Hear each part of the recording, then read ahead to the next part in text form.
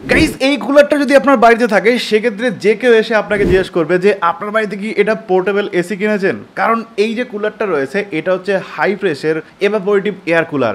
নাম air cooler হলেও দেখতে কিন্তু পুরো একটা পোর্টেবল এসির মতো এবং কাজও কিন্তু এসির মতোই করে। আপনার ঘরের বাতাস করবে ঠান্ডা এবং রাতে খুব ঘুমাবে। তার কারণ এই কুলারের মধ্যে কিন্তু আপনি 4 লিটার জল দিতে পারবেন এবং এর সাথে আসা আইস জেল কন্টেনার দিয়ে কিন্তু আপনি আরামসে বরফ বানিয়ে এর মধ্যে দিতে পারবেন এবং ঠান্ডা হাওয়া কিন্তু আপনি উপভোগ করতে পারবেন।